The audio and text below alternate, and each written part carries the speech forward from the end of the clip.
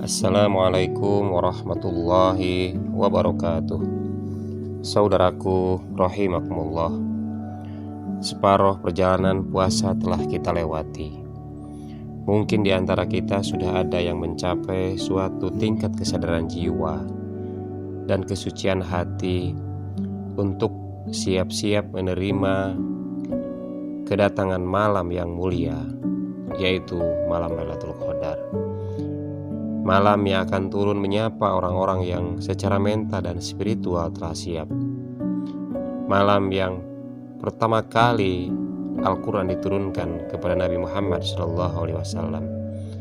Malam kemuliaan yang lebih baik dari 1000 bulan, sebagaimana disebutkan dalam Al-Quran surat Al-Qadr ayat 1-5. A'udzubillahi minasyaitonirrajim.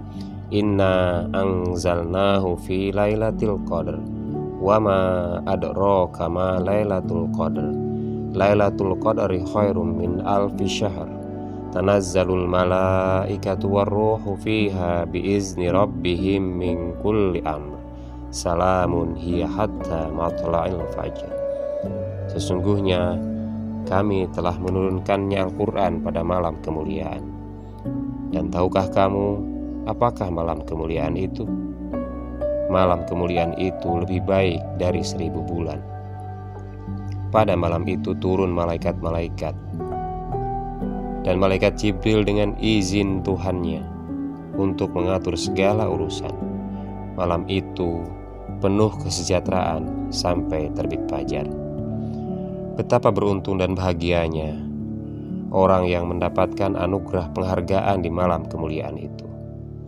Ungkapan salut datang dari para malaikat, mengucapkan selamat dan memberi apresiasi atas anugerah yang diterima pada malam itu. Malam kemuliaan akan turun di setiap bulan Ramadan, menyapa orang-orang beriman yang khusyuk beribadah kepada Allah. Berdasarkan informasi dari beberapa hadis, bahwa Lailatul Qadar turun di 10 hari terakhir di bulan Ramadan. Kendati demikian, malam Lailatul Qadar bagaikan misteri. Tidak ada yang tahu kapan kepastian waktu turunnya.